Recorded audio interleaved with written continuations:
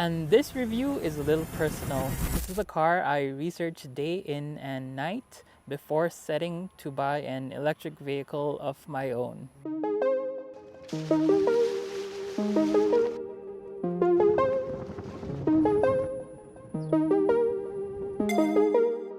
Getting an EV when the market barely sold any models was nerve-wracking.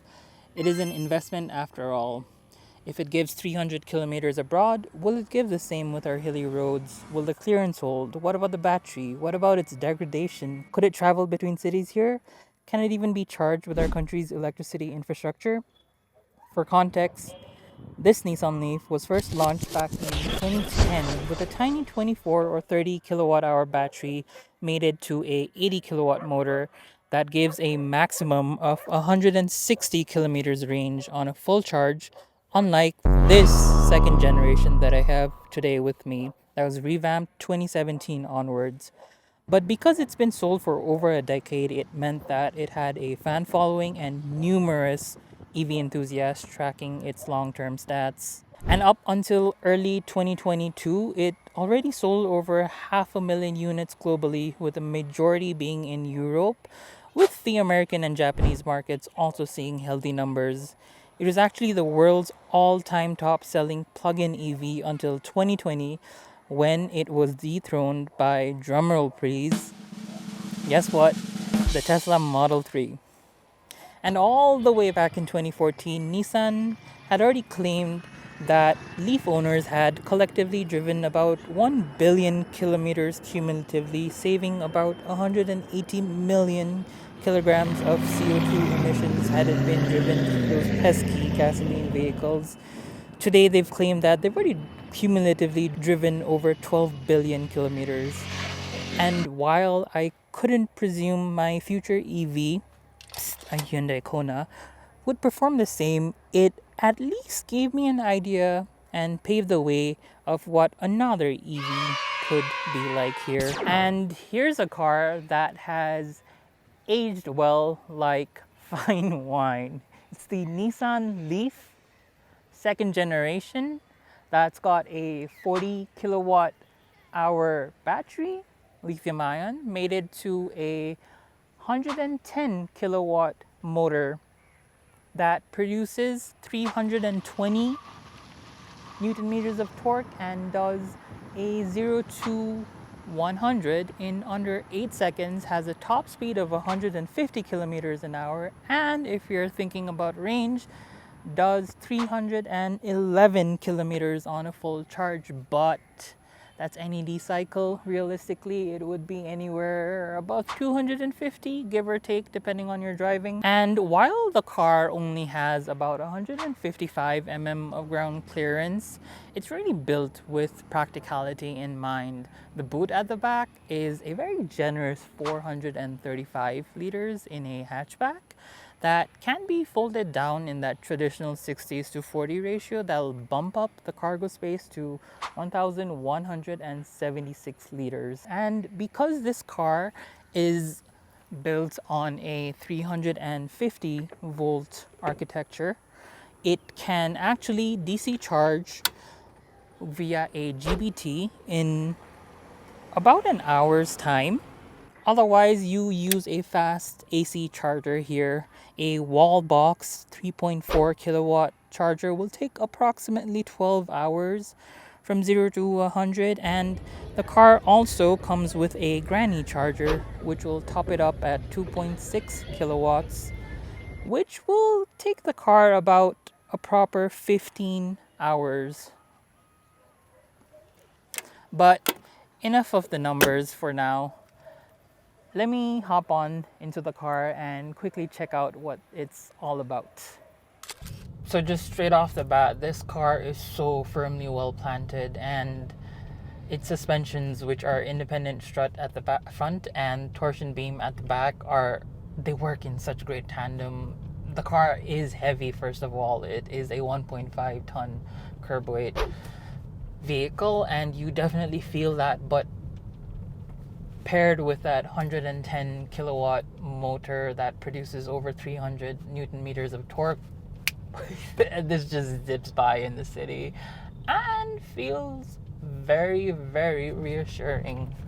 The one downside to it I noticed was it's a car with a longer wheelbase, and so clearance of 155 that I just mentioned is gonna be on top of your mind. But again, the suspension is stiff enough but soaky enough that it just about prevents you from scraping down below, but is soft enough that it does take in potholes pretty decently. As for drivability on this car, driving modes are one of many in this car. You have this like center knob for your driving where you push down to park, and then front and right for reverse. Speaking of which, this is an older generation car, so no 360 camera, no parking sensors, and I definitely felt very awkward backing with just my mirrors and my personal judgment after a very long time, since all the cars I've been reviewing and even my personal daily driver does have like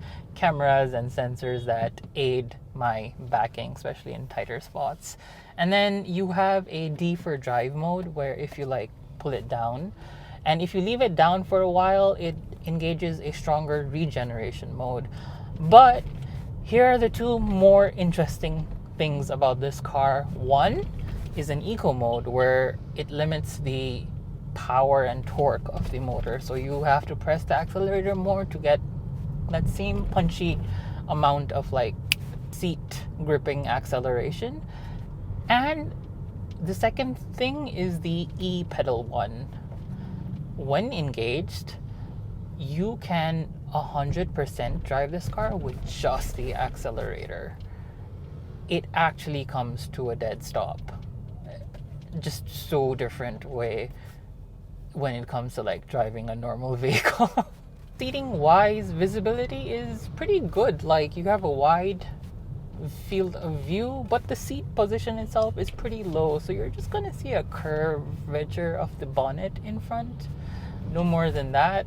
You're gonna have to just drive with pure judgment. So if you are a newer driver or want something more reassuring visually, then this might not be the best fit for you.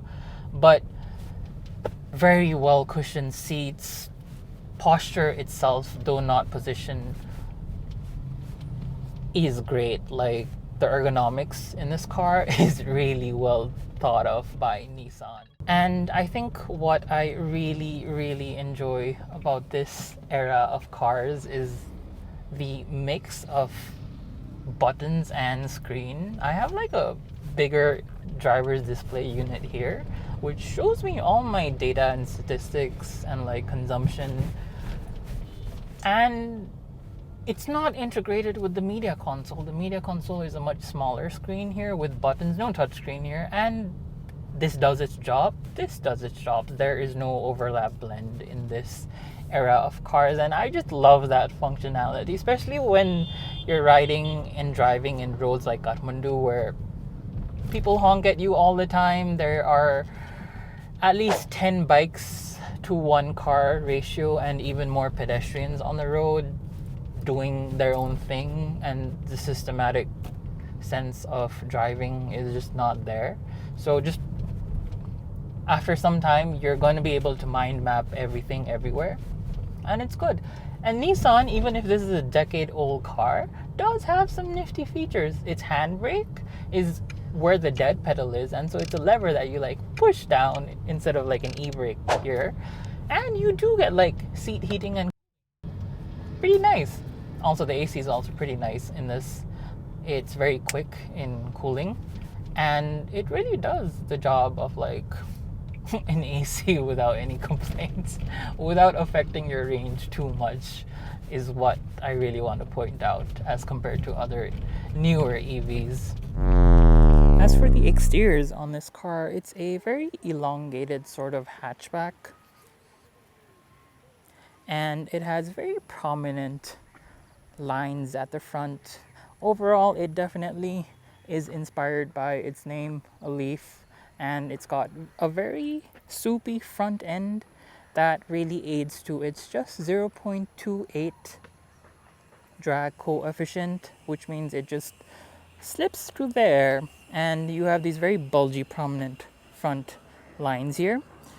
Your car motor can be accessed via the bonnet. You have a fuse box and you have your DC AC converter, hydraulic fluids, a 12-volt battery.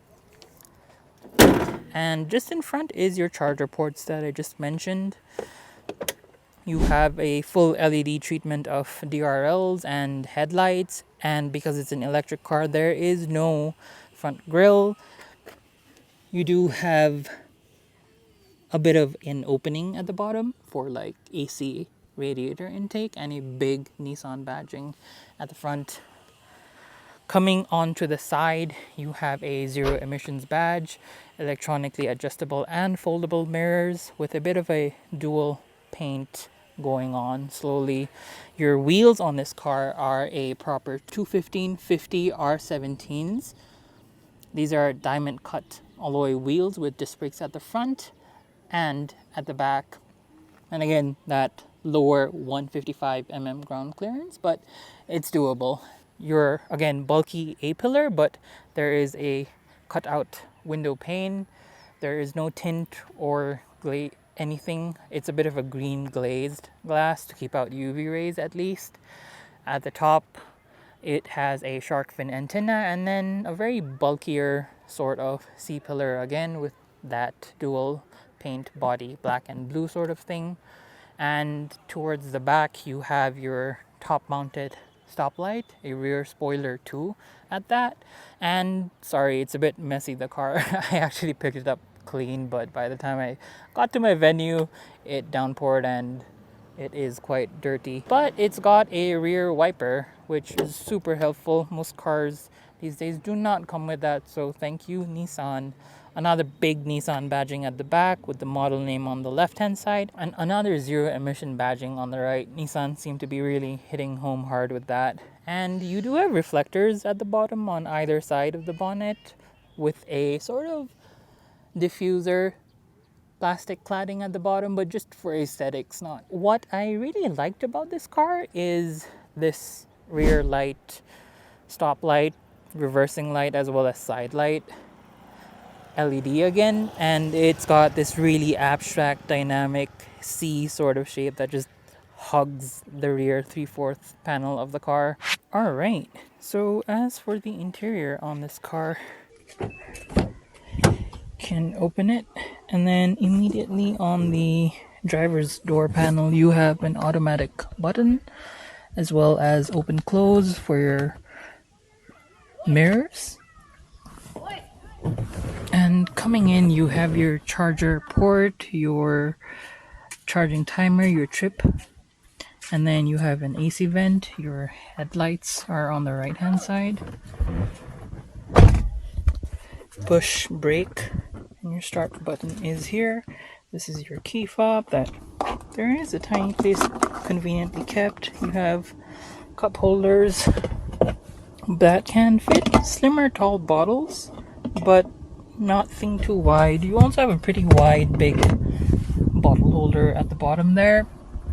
And then moving on with the driver's seat, your horn is in front of you. Your media controls are on the left, your volume, your forward, fast forward, and just toggling through this driver's infotainment screen can happen through these buttons on the left hand side.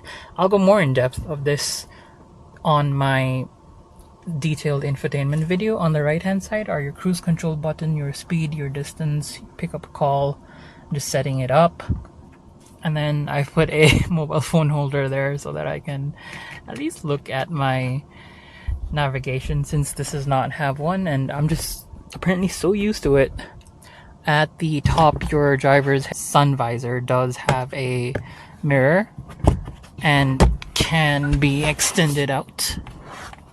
There is a grab handle. As for configurability, there is a lever at the bottom that will adjust your height. Your steering wheel column, there is a lever that lets it go up and down and adjust for height.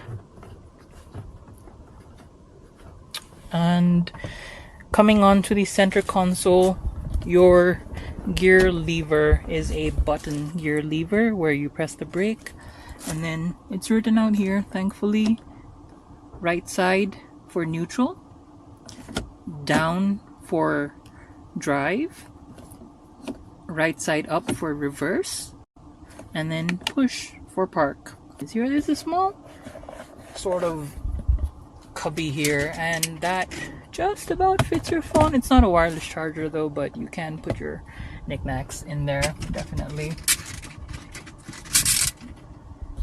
And then another cool trick is bottom down, and then if you leave it, take it off, and then if you leave it again, it takes it into brake boost, extra regen sort of mode. Your HVAC controls are here, fan speed on the left hand side, heating, your air direction,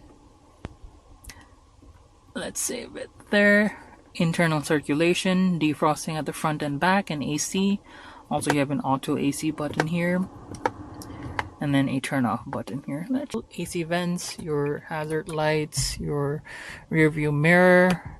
This is for your door. These are your internal lights. And then finally, there is a small cubby here. It's nothing too big, but it'll fit in most of your important paperwork. Also, I wanted to touch up on the leatherette Alcantara sort of seating. Really good cushioning, really good sort of fabric for breathing, and it feels very relaxed and comfy.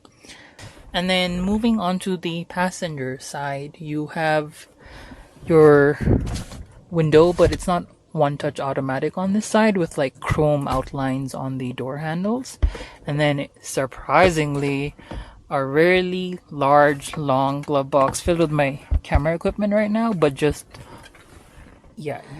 And as for the rear seats, it's got a long wheelbase, so there is like really good space at the back. You do have a large bottle holder here, your power window here, your lock here, more of that chrome finishing, and these are like hard touch points, but it does do the trick.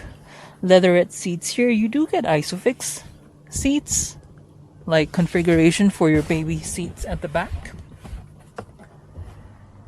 And just straight up looking, you have good amount of legroom and really good amount of footwell room here too. You have a storage slit here, and then just overall shoulder, your wind height is exactly where you need it to be. Under thigh support is also really good at the back. And what's a bit fascinating to me is, I know cars from a decade ago had it, but I just don't know why this one doesn't. There isn't any center armrest. Weird. And what's also weird is down here, just check this out, there's actually a floor hump. Like, I don't know why there is a tunnel for a floor hump in an electric car, but even if there is a floor hump, middle seat occupants really don't have too much of a struggle sitting in the middle. And the seating in the center is very well padded and cushy, unlike in other cars that kinda just have it left off pretty firm. This one feels really nice and padded, so even if you're here for like an extended period of time, it's really comfy.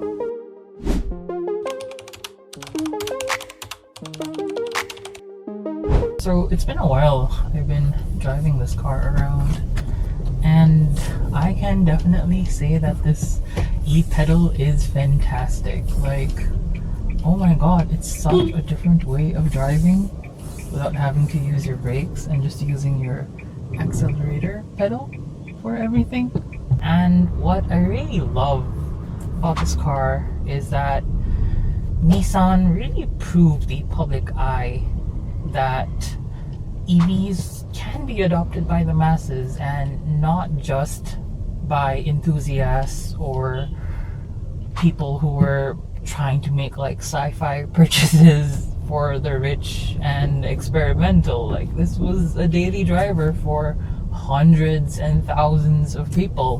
But I did have some gripes with the car after having driven it around enough, and I think that's mainly this A-pillar. I'm sure it's made big and bulky for safety, but just at an awkward angle that I really just can't see this one point in my peripheral vision. Overall it's great, but like this exact one point, and South Asian traffic, you have like bikes littered everywhere, that might be a bit of a hazard. And I noticed that though great and doable, the cabin insulation on this car is at best moderate. There's a lot of sound bleeding in from a lot of areas in this car that you really can't ignore. Overall, like I said at the beginning, this car over the decades has aged really well. The car feels robust, well planted, strong, and like a super doable daily driver. It's honestly and I find this quite funny admitting it, but it's honestly an utterly uneventful but very reliable car at the end of the day. And so if you're not too much of an auto enthusiast and you just want your machine to get you from point A to point B without any hassles, any gimmicks, you want to get on and you know you're going to get to your office, your home, wherever your travel destinations without any worry, then this is it. Nissan didn't just create a moving box with 4 wheels powered by electricity instead of gasoline back in the day, but it added a pinch of practicality and utility and a whole lot of feel into the car. You feel so well connected with the road on this car that other newer makers just haven't matched and fine-tuned just yet. But let's face it, this era of car is slowly coming to an end, and Nissan is now focusing more on their new electric car called the Aria, which is a SUV shaped genre car, and also hybrids like the X-Trail. And so what will the Leaf's legacy be in the upcoming years to come in a world full of Teslas and Chinese EVs? I guess time will tell now. Anyway, I hope you enjoyed the review as much as I did testing out this car, and drop a comment if you have any questions down below, and I'll see you on the next one.